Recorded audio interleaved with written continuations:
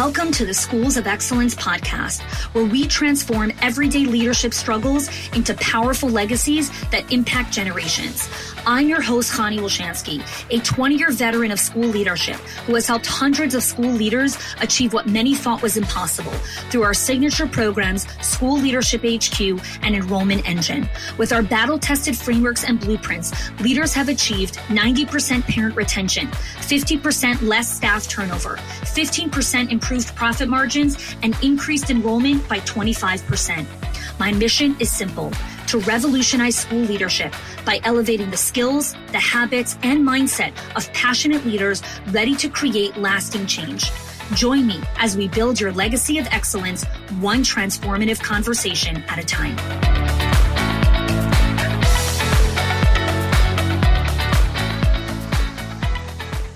I want to start today's conversation with what is one tough conversation that you're most proud of having in your own life?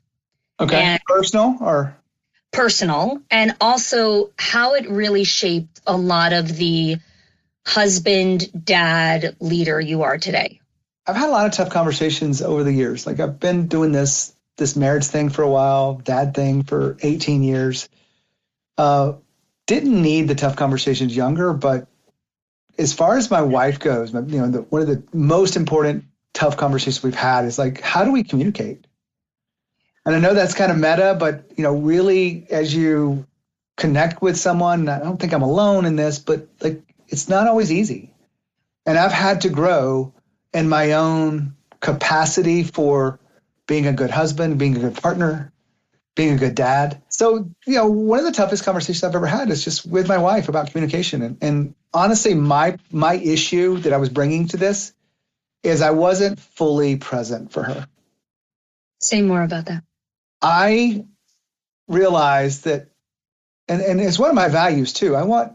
If I'm talking to someone, I want them to acknowledge that I'm talking to them, that they're listening. And many times I'm not demonstrating that own thing until this clicked in my brain, I guess. My wife and I are both very busy. We work together. We actually wrote the book together, How to Have Tough Conversations, which is not the easiest thing to do with your wife and husband, I'm sure. But as far as like my journey of understanding the personal side of tough conversations, it was learning to be fully present, not partially present, which we all are. We're hearing things. One of the things I do, and I don't know where I came up with this, but I want to physically show that I'm being present. So if I'm on my phone, I put my phone down, face down. If I'm on my laptop and she walks in the room and she talks to tell me about her day or something, I will want to close the laptop. I'll want to mute the TV. I'm going to make an action. I don't require her to do the same thing. I do appreciate it. But I have to lead by example and just do it. And I've done that for years, and I feel really good about that move so that I can be more present, I can listen better, and she knows I'm actually listening to her. One of the things you write in your book a lot is, tough conversations is about caring. And I mean, there's so many things. This is one thing that really stood out to me. And when I hear about what you're saying, relational and emotional presence during a conversation, that signals so much of the care before you utter a single word. Yeah. It's amazing how little we think about communication.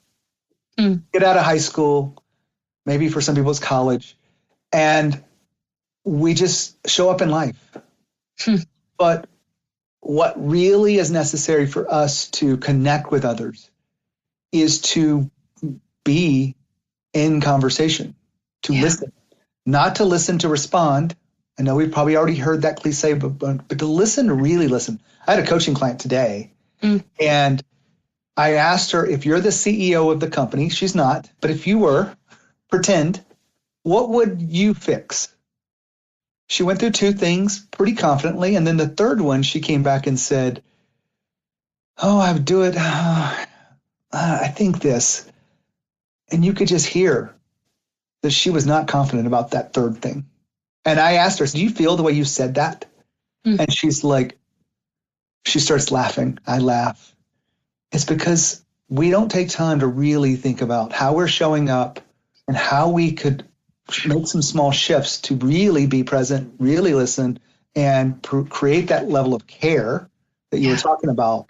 And it's absolutely free. It doesn't cost anything to show people that you care and that you're listening. When you talk about, it's free, it doesn't cost anything to show someone that you care, it does require time. And when I think about the audience that's listening, all school leaders, primarily probably 99% are female leaders. And the nurturer, we come from this place of the stakes are so high, there's so much at stake. I just need you to do this. I just want to control this. And you talk about control in your book as well. The time component, I find, is the biggest excuse and the biggest hiccup or blockade, if you will, almost, where leaders struggle to really stay present and grounded in a tough conversation. Yeah, I don't know if you remember the rule of thumb. Yeah. I'll share it with everyone here. You don't have to read the book. I'll give you everything I can. Thank you, Gene. But if you think a conversation is a small one, you may make up in your mind as you prepare, which is another part of the process, making sure you go in prepared. But if you think it's going to be a small issue and it should take 10 minutes, be able to say what I need to say, maybe even listen to them a little bit, but you've thought about it for a day, 2 days, a week, maybe longer. I've talked to people who thought about something for 6 months before they had decided to address it. Yeah, sure. You've thought about it 7 ways from Sunday, and you get in that conversation, and what happens? They're blindsided. They're not asking for feedback going, where can I improve? You're sitting down with a tough conversation going, hey, we got to talk about something that's serious. And you give them that moment, and they may feel triggered. They may feel defensive. And those things take a lot of time to get to the real conversation, because you got to get past the defensiveness. All of it. Yeah. And so rule of thumb is, if you think it's 10 minutes, give yourself 3 times the amount of time. 30 minutes. If you get some of that time back, great. But what you don't want to happen is to rush the tough conversation and go, I think they got it. I got it. I got off my chest what I needed to say. What I'd rather you do is end the conversation with a little bit of the breathing room. Is like, okay, I really appreciate you standing in this. And like, how do you feel about this now? What is your next step? Whatever the right questions are, in the book, we will also say, create a tactical plan. And most of the time, the tactical plan is, when should we revisit this to look at your plan? Or when should we discuss your progress on this? Or when should we just look at this again to see how you were handling it? Yeah. And I call that, it's sort of the meeting after the meeting, but it's a tough conversation is never one and done. And I say that with a smile because my wife and I talk about one and done all the time. Everyone wants the tough conversation to be, I had it and I don't have to think about it again. What we've seen in the data, what we've seen in our coaching, what we've seen throughout the process of helping people address people problems is that you've got to be patient. You've got to give it the time to breathe. It's a dialogue, not a monologue. I know all these things we know, but we don't behave that way in these conversations. Yeah. And so patience is a key. And I'll wrap it up with this thing because I think it's pretty interesting. Every time I ask someone, does it take longer to do the tough conversation the way we are suggesting? And the answer is yes, it does take longer. You've got to prepare. You've got to come in with your ducks in a row. You've got to show up. You've got to give the time a chance for dialogue. It's not you just telling them that they're out of alignment and got to fix all these things. Maybe that comes a little bit later. But the first conversation is really going to be a little bit slower. And so that they walk away going, you know what, I feel heard because of that. I feel appreciated because I got my perspective out. They ask questions about it. We're both in sync. And what we've seen with that data is those that take the time up front takes a little bit more time. But if you don't have to have the conversation a second time, you don't have to stress over it, the third and the fourth and the fifth month of this thing, it changes everything. It's much faster if you do it well the first time. So while I was going through the book, and I've heard you say like one and done, and, conversations are an ongoing, dialogue. I thought about the Gottman Institute, right, of marriage, and him and his wife have all this research. And one of the things that they often talk about, and Esther Perel has quoted this many times, that in the context of marriage, but really in any relationship, talks about how 69% of problems in a marriage never get resolved. They get managed better. Mm. And I often think about that in the context of school leadership, that in the relationship between an owner and director, a director and a teacher, there are so many challenges and issues that you will enter tough conversations for. And you're coming in with this bias of, it's going to be a one and done, or maybe it's going to be 3 conversations, but we're going to resolve this. It's going to be solved. But there are so many issues that actually don't really get resolved in the way that you desire, but they get managed better. So I would love to hear your perspective on this and how the tough conversation gets navigated when it's actually not this and now we hit the goalpost. Yeah. When you're talking about marriages, we've got to say up front that there's a big emotional lift within the marriages. There's a lot of disappointment. There's a lot of expectations that are sometimes unsaid. And that's can be dangerous. A lot of the time. Yeah. And not everything has got a buttoned up solution. There you go. Yeah. It's understanding each other. Maybe that's the goal of the tough conversation is, yes, I want to understand you. I'd love for you to take a moment and understand me. Mm-hmm. We look at it together and go, okay, now we need to move forward. So take kids, parenting. Yeah. Some people believe we should be much more stern with kids. Some people think we should snap at them, yell at them. And I know it happens. They push our buttons all the time. I'm sure that it happens in schools. It happens in our house. Yeah. I only have one kid, so I've got, but he's really smart. Yeah. You're not there to fix them. You're there to understand them. Yeah.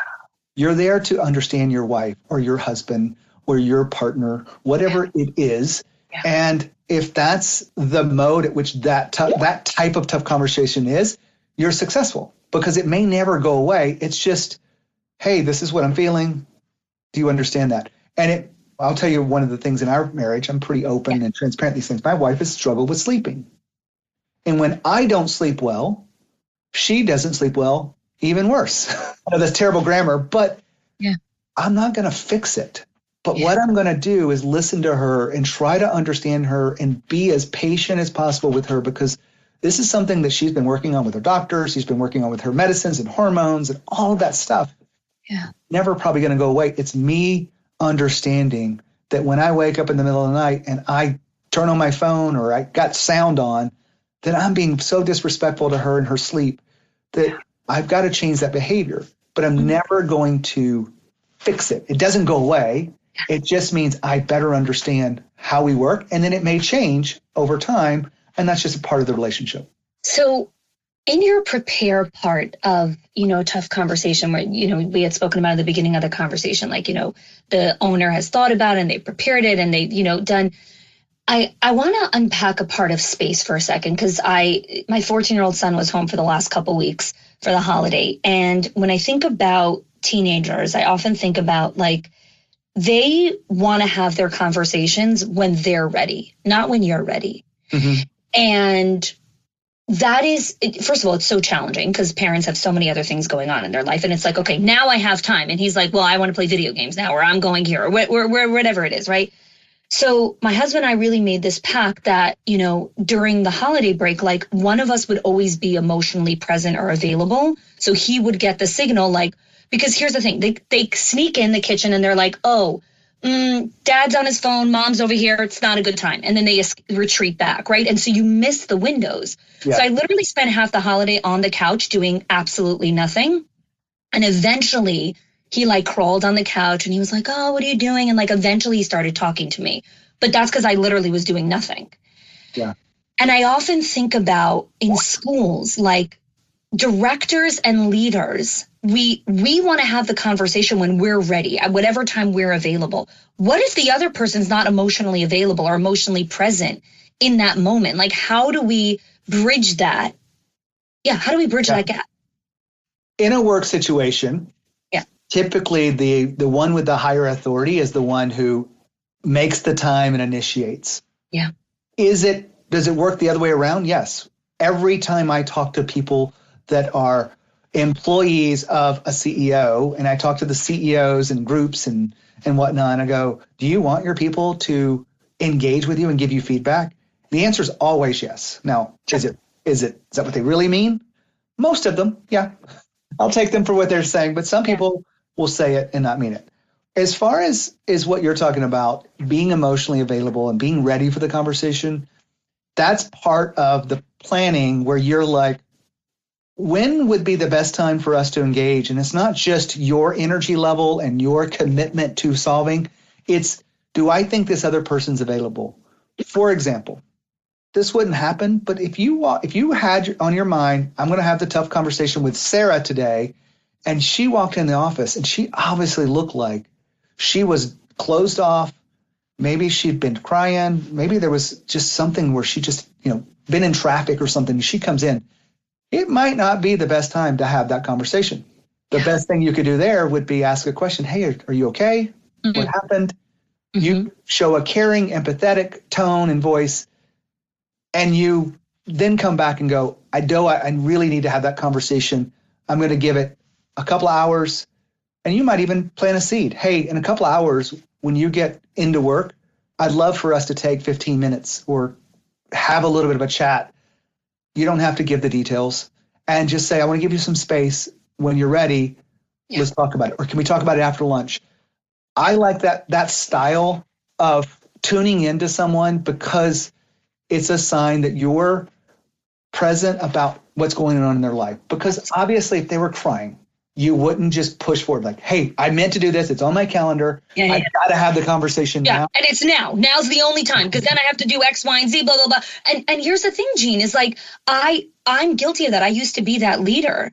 And the only way I was able to shift away from that was I stopped overscheduling myself. I stopped overcommitting, because I really saw one of the most important roles is in being in this leadership position was the space to have these beautiful conversations with my team. Yeah, overscheduling is a problem that we've all had. I don't think about it as time management anymore. I really look at energy management. Absolutely. And it's a newer kind of shift that a lot of people are doing. Sure. When do I bring my highest level of energy and focus and discipline and creativity to certain situations? For me, it's in the morning. I like to protect that. I like to do my best work in the morning. This is not about productivity, but you want to make sure that you're having your tough conversations at the energy level where you're ready, but also the other one's ready to receive. You may never have the perfect moment. There's no such thing as perfect. You as a mom know that. But there is a better time than others. And sometimes you do have to go, hey, something's been on my mind. I know that you may not be ready for this or scheduled for this, but we really need to have a conversation about X. Yeah. Could we do that now? And you come in with that tone of authority, but also of caring. Yeah. Hard to do, but it's just being intentional. One of the things that I've seen inside of my own world, my clients, it is so helpful to be intentional to anything you're doing, whatever it is.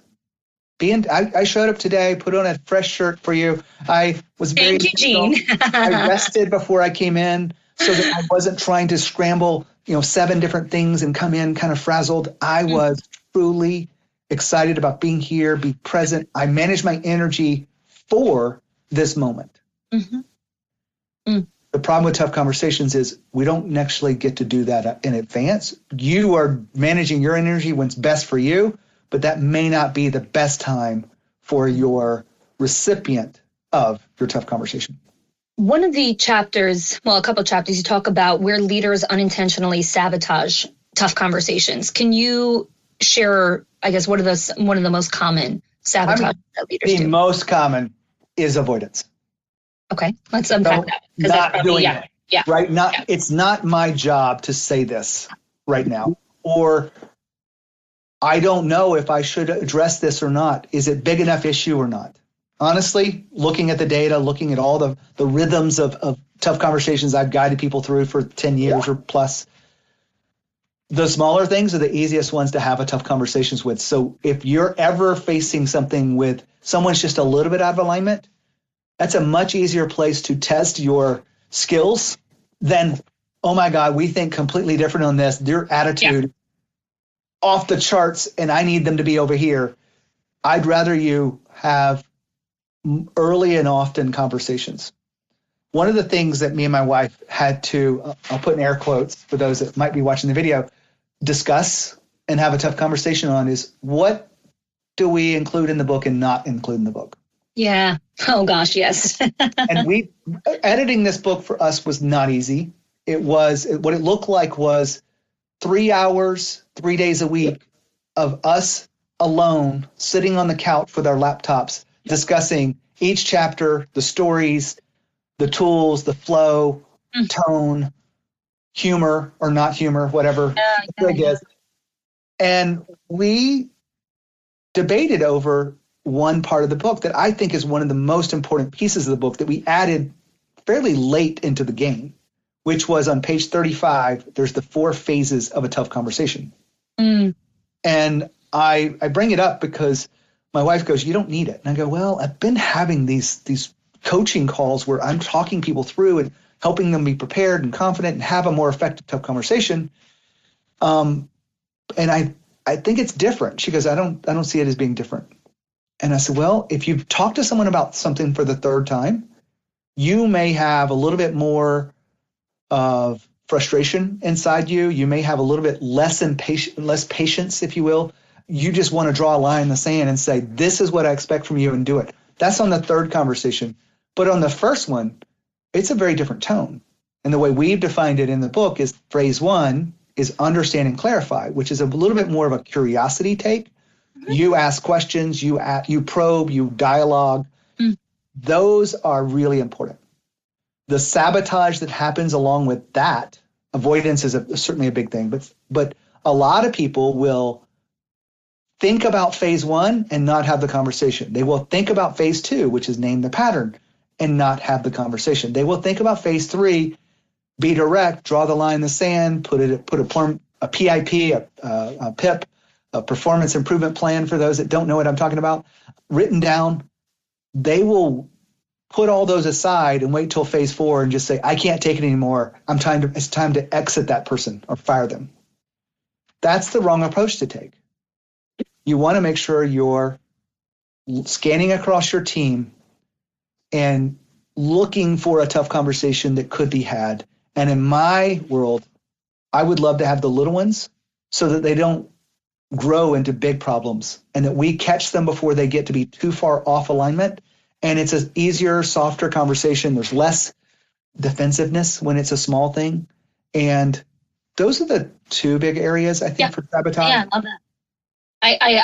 I often think of the story. I mean, it's probably a metaphor where it's like when a donkey, like his baggage is off kilter, if he's still standing, it takes one person just to rebalance the donkey. But once the donkey falls, it takes 10 people to pick the donkey back up.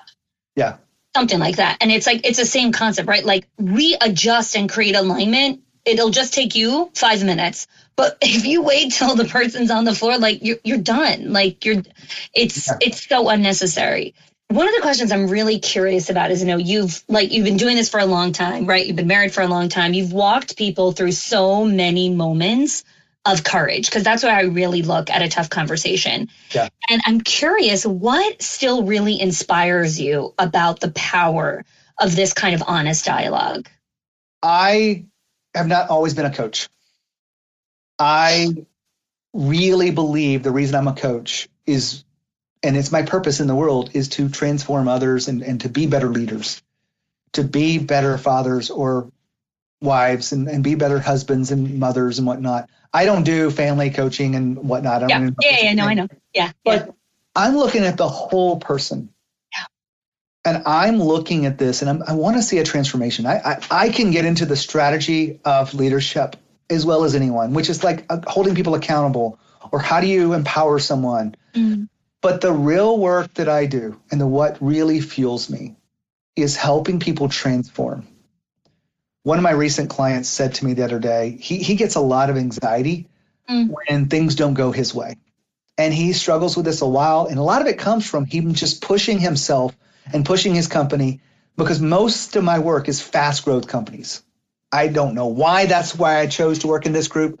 I ran a fast growth company and it was very challenging. I had a coach. They helped me. Very attractive, Gene. You're attractive. It was attractive to me. And I was curious about these growth oriented companies. And it's not growth for like a flash in the pan growth. Like a lot of my clients and many of our best work is done with people that have made the list 5 times or 6 times or 10 times. It's crazy the consistency they have. But I absolutely love helping someone. And so when I give a tough conversation, I see it through the lens of, this is feedback to help you grow. This is feedback. If you think about anybody in your life that has helped you, and maybe they said something, maybe they didn't even know you that well. I can tell you a couple of stories that happened over 20 years ago where I remember the conversation, and they were small things, but that person showed me a blind spot or an insight that I didn't see for myself. It was a blind spot, which those are tough conversations to address with people, but they did it. And I look at that person as someone who really shined a light on myself that I wasn't able to see before. And I am better because they did it. When you add all those things up, you look at that, and I look at the work I've done as a coach, you see people are growing. And so then you look and say, this tough conversation is a tool that if I do it well, if I learn the skills, if I can figure out a way to make it a little bit better, maybe they receive it a little bit better. Maybe it's just, it rebuilds trust a little bit faster. It makes it better for everyone around us, including the 2 people, but also the other people in the team and around you. And it becomes a natural part of the way we engage with others. Radical Candor is a great book. Oh, I love that book. You read it. Of course. And it's about having the courage to say what really needs to be said. We wrote our book as a companion to the book, not officially, but we saw that there was some tactical things that were missing, and they didn't give the details and the frameworks that we wanted to include. That's the reason at the top of the book it says a Nothing But Tactics series for leaders. It's meant to be very practical and actionable, which is what everyone told us they wanted in a book. Yeah. I don't know if that answers the question. No, it does. It does. I mean, there's no, it's not a multiple choice kind of thing. You were talking about, shine a light. And I was listening. I was driving back from Orlando yesterday. I spoke there. And so I had a 4-hour trip home. So I was listening to a lot of different podcasts. And I heard this quote. This person was talking about, I don't know who said the quote, because he was quoting someone else. But the quote was, when you look back in life, you see the man, you see the path, but you don't see the fog.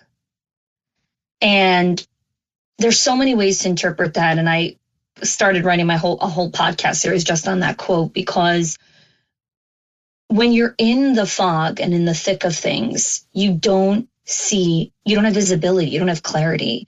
And a coach really comes in and has visibility because they're not in your fog, and they can shine a light and show you. And so I just really thought of that when you were describing just your experience and why you're a coach right now and what you're doing with this book of how to have tough conversations. The school leader that's listening to this is Schools of Excellence. This podcast is for leaders that run schools, whether it's small organizations or large franchise and corporations. They're having conversations with parents, with stakeholders, with community leaders, with members of government even. The book has dozens of tactics. Please get a copy of the book. Please read through it. It's the way that the book is designed is really for you to flip back and forth. You don't have to read it like a nonfiction storytelling book. It's like, go to the tactics and stuff that you need. And that's why I appreciate the way that you guys structured the book. But for you, what would be a strategy that you're like, I really want you guys to know this one? Like, this is a really important one. You've talked about it, but it's planning. Yeah. One of the things that we took a lot of care to do is to put in there actual questions that we feel like. I love that part. Yeah, because I'm a question girl, so I love that. Questions are such a powerful way. I can tell you the way to think. It might work. And I've used this before, but I get this. But if your husband told you, honey, to calm down, I always tell him, grow taller. Whenever he tells me, I'm like, grow taller. Can you grow taller right now? Great. I can't calm down right now. But if he had a conversation where there was questions like, hey, what's going on? Yeah. What got you upset? What are you feeling right now? Yeah. And if he asked the right question, he would lead you to a place of, you know what, I need to just take a few breaths, and maybe you might say, I need to calm down, and it's perfectly fine for you to say it. But for some external person, especially your husband, to say, just calm down. I mean, I can't imagine what would happen if your kid said it. Yeah. But you ask questions. So we put in there, I don't know, 12 questions. Could you add your own questions? Absolutely. Yeah. But open up the chapter. I've got sticky notes on my book, my version. Yeah, here's a copy of the book for those that are watching the video format. And I have a blue sticker on this one, so you can't see it. But there's 12 questions in here. A couple of my favorites. If you happen to have a tough conversation with someone, it's usually they're out of alignment. And I get it. We want to blame that other person, but there's no power in blaming the other person. If you're the director of a school, or you're the what's the headmaster? What is that? What is the top? The owner. The owner. Yeah. And you've got a director or a teacher that's out of alignment. You might ask yourself, how did I contribute to where we are right now? I love that one. It takes ownership into it, and you can use that in the conversation. We actually give you a little bit of a framework to go, if you've got to engage the conversation, say, this is a serious conversation. That tells them, that, hey, pay attention. We need to talk about X. And to be honest with you, I feel like I have let you down. I should have addressed this a month ago when I first saw it, when it was a smaller issue. Now it's not, it's an issue that we have to kind of pause and reflect on. And you're saying directly how you've contributed to that conversation. It could be that you didn't set expectations well enough. Hey, I didn't make this clear that you're supposed to be in your room when the bell rings, so that you're not getting in there afterwards trying to get your cup of coffee. You have to be in the room when the class starts. Obviously, these are small things, but if you take the time to go through the planning process, you download the questions or whatever it is. I'll give them to you for free if you want them, but just do the work. And the funny thing is, I've asked a lot of people this one question: who do you need to be to have this conversation? It's in the book. There's a specific chapter, and I think it was Todd Herman, which is one of my loves this question. Who do you need to be? And most of my clients will say some version of, I need to be calm and prepared. Yeah, totally. And I'm like, well, what happens when you're calm and prepared? The world opens up. Like, you're no longer bringing the frustration, the negative energy to the moment. You're not being defensive, and you're not being a victim. You're not being attacked. And when you're prepared, you get your data together. You get your dates. You get your, how many times has this happened? I'm not saying you need to use it against them. You just need to have it so that you can say, you know what, this isn't the first time. And I just thought, I've watched this. It's happened 7 times in the last 2 weeks. And I just wanted to have a conversation with you, whatever it is. And so I would say, if I had to tell anyone to do anything, is go through those questions and be prepared for their next conversation. It will go smoother. They will be a little bit more aware. Like, one of the other questions I love is, how is this person likely to respond? Some people are criers. It just is the way it is. Yeah. It might be mostly women, but I know men who cry too. Yes. And it's very difficult for many leaders to deal with someone who's crying. So if you know in advance, you thought in advance, hey, this person has cried before when I've tried to give them feedback. They take it a little bit. They're kind of sensitive. Great. Use that to your advantage and figure out how you can lead into the conversation without triggering that. At least you're trying. It may not always work, but you can always be confident that if you're intentional about the way you show up, you've done your best, and then you can still continue to work with them as you discuss and dialogue on the topic. I love it. Jean, where can people go to find your book, obviously, wherever books are sold, but where can they go to find out more about you and your work? Yeah. I mean, the name of my company is Core Elevation. It's spelled the way it probably sounds, but you could also Google Gene Hammett, which is probably written everywhere. Yeah. There's only one Gene Hammett that I know inside of the world.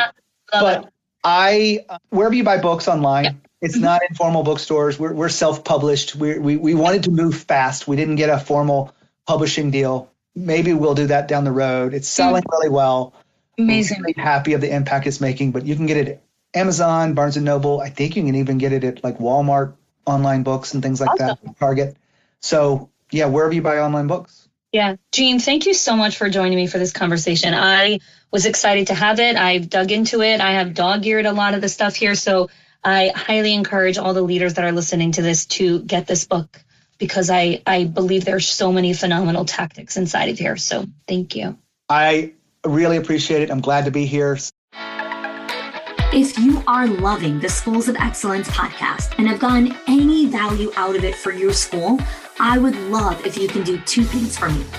One, subscribe to the show so you never miss an episode. And two, can you please leave us a review?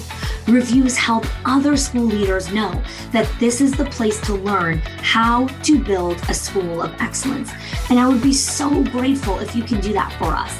Your help and support makes this show to be able to be listened by the thousands of other school leaders all around the world. Thanks so much for listening, for giving us your time and attention each and every week. And I appreciate that you have joined us.